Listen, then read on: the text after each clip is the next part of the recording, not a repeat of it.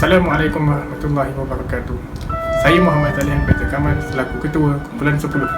Tajuk yang telah kami pilih ialah Tarian Cina, iaitu tarian tradisional Cina. Sedikit pengenalan mengenai tajuk kami.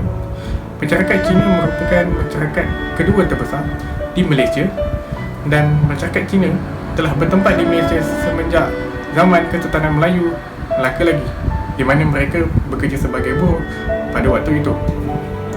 Mereka juga telah memperkenalkan budaya mereka, iaitu tarian singa. Tarian dengan melakukan watak haiwan telah bermula dari zaman dahulu berdasarkan catatan teks Shu Jing yang berusia 2000 tahun. Catatan tersebut menceritakan tarian memakai topeng dan berkelakuan seperti haiwan buas dan burung legenda Phoenix. Menurut sumber dinasti Qing, tarian tersebut dipersembahkan sebagai upacara menghalau hantu dengan memakai topeng berbulu beruang. Tarian singa pula adalah tarian meniru gaya pergerakan singa dengan memakai kostum sebagai pembawa tuah. Ia dikatakan berasal dari luar tembok besar Cina, iaitu Empire Parsi, dan ia diperkenalkan pada kurun ketiga Masihi. Menurut pakar kaji muzik tradisional Lawrence Bacon, perkataan Shi yang bermaksud singa berasal dari daripada kata pinjaman dari Parsi, iaitu se. Pada zaman dinasti Tang, berlakunya penyerapan tarian singa dalam masyarakat sehingga penyair dan penulis mengatakan ia sebagai tarian asing. Terdapat dua tarian singa yang amat popular, iaitu tarian singa utara dan tarian singa selatan. Tarian singa utara berasal dari bahagian utara China yang menggunakan tarian ini sebagai hiburan diraja, manakala tarian singa selatan yang biasa dipersembah di Malaysia lebih membawa kepada perambangan alam sekitar. Terdapat beberapa cerita rakyat yang mengaitkan asal-usul tarian singa selatan. Antaranya ialah kisah makhluk dongeng Nian yang dikatakan menyerang kampung dan menjadikan kanak-kanak sebagai makanan ketika musim sejuk. Akibat daripada serangan itu, orang-orang kampung mula memikirkan cara untuk menghalang Nian daripada menyerang kampung mereka lagi. Dikatakan Nian takut akan 3 perkara, iaitu bunyi bising, api dan warna merah. Kisah lain pula adalah tentang seorang maharaja yang bermimpi akan makhluk pembawa tuah. Lalu baginda memerintahkan orangnya untuk mencipta kostum yang menyerupai makhluk dalam mimpinya untuk kegunaan festival.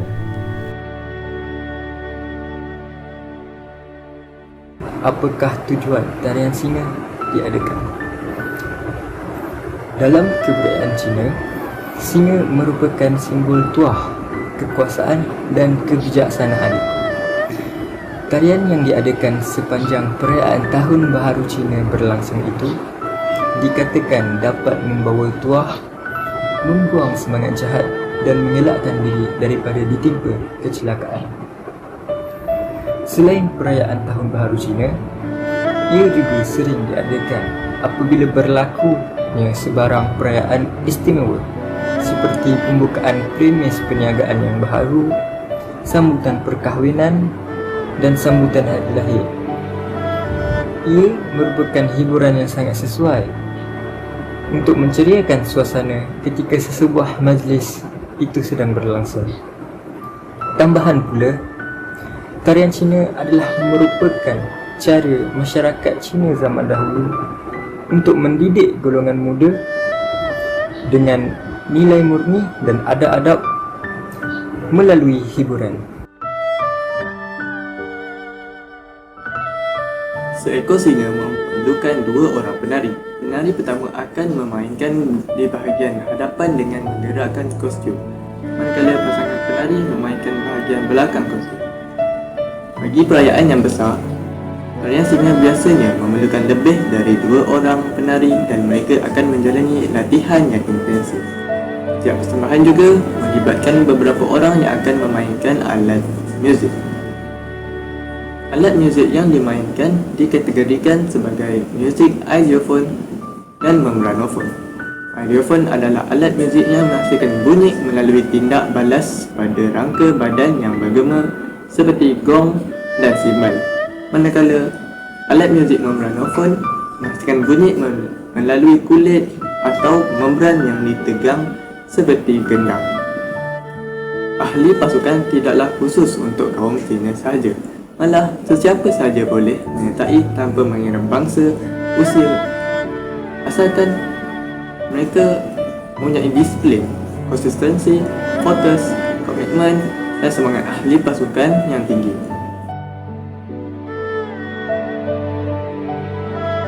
Untuk cara persembahan, penari tarian singa perlu memakai kostum singa dan tarian ini perlu meniru pelbagai pergerakan seekor singa. Tarian singa terbahagi kepada dua, iaitu tarian singa utara dan selatan. Tarian singa dari selatan lebih kepada menggambarkan aksi seekor singa seperti menjilat bulu, tidur dan makan. Manakala tarian singa utara mempunyai kait rapat dengan seni bela diri kungfu. Dan pakaian penari tarian singa mempunyai dekorasi yang sedikit dan lebih fleksibel bagi memudahkan penari-penari ini membuat aksi yang kompleks seperti mengguling, melompat dan sebagainya. Setiap tarian dan gaya tarian singa mempunyai maksud tersendiri, seperti perasaan menghormati kepada Tuhan ataupun tuan rumah. Sebagai contoh, sang singa akan membuat aksi menjilat di pintu rumah bagi menghormati Tuhan ataupun tuan rumah, dan jalan mengundur sambil mengucapkan selamat tinggal dengan sopan santun apabila ia hendak keluar daripada kuil. Keberanian juga digambarkan dalam tarian singa. Sebagai contoh, apabila singa menari di tiang-tiang yang tinggi untuk menggambarkan keberanian mereka dalam menempuh apa jua cabaran. Saya akan menerangkan kepada anda persamaan dan perbezaan di antara tarian singa dan tarian naga. Dari segi persamaan, mereka hanya mempunyai satu persamaan, iaitu simbol singa dan naga merupakan simbol tuah kepada masyarakat Cina. Dari segi perbezaan, dari aspek sejarah, tarian singa ditemui kira-kira 1000 tahun yang lalu, manakala tarian naga ditemui kira-kira 2000 tahun yang lalu. Dari aspek tujuan tarian dilakukan, tarian singa dilakukan untuk mendatangkan tuah dan menolak nasib buruk, manakala tarian naga dilakukan untuk menurunkan hujan maupun mendapatkan hasil tuai yang baik.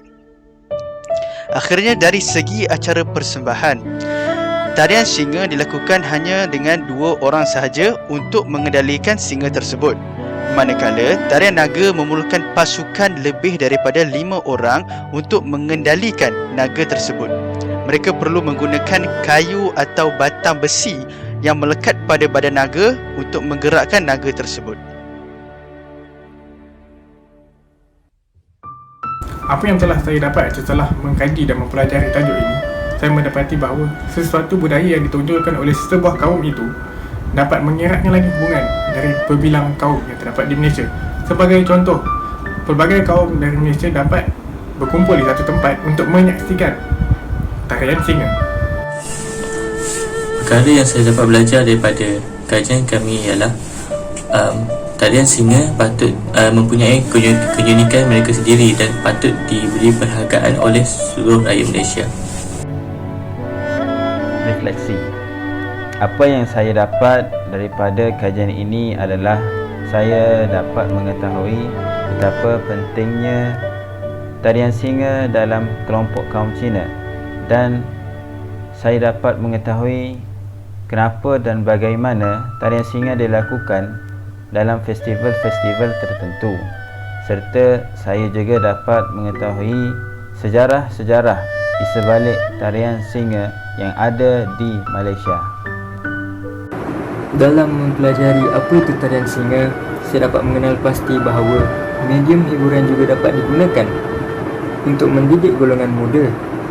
Sebagai contohnya, ada pengunjung mengunjung ke rumah yang dipupuk dalam tarian singa supaya penonton yang menontonnya dapat mengamalkan dalam kehidupan mereka.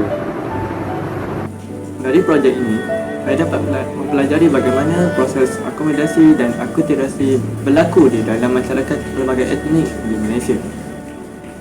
Berdasarkan contoh tarian sini ini juga, dilihat budaya kaum Cina bukan saja dihormati, malah diterima dan dirayakan oleh etnik lain. Saya telah belajar banyak ilmu tentang salah satu budaya yang melambangkan etnik Cina iaitu tarian singa, termasuk cara persembahan dan maksud-maksud di sebalik tarian mereka. Hasil daripada kajian ini, saya mempelajari bahawa tarian singa merupakan tarian yang sangat bermakna buat masyarakat Cina. Ia juga menarik dan membuatkan saya berminat untuk menyertai pasukan tarian naga tersebut.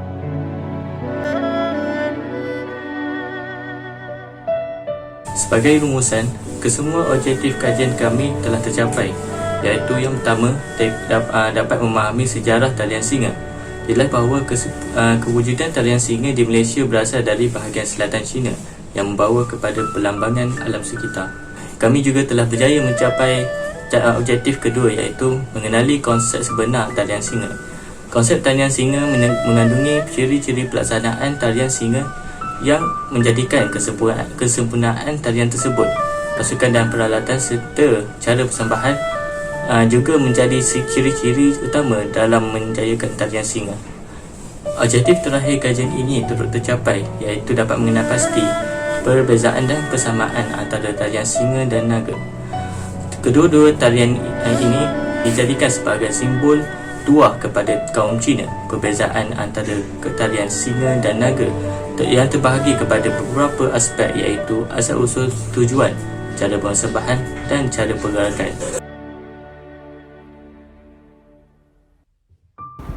Jadi itu sahaja apa yang telah kami huraikan dan kongsikan bagi video ini mengenai tajuk kami, iaitu tarian singa, tarian tradisional Cina.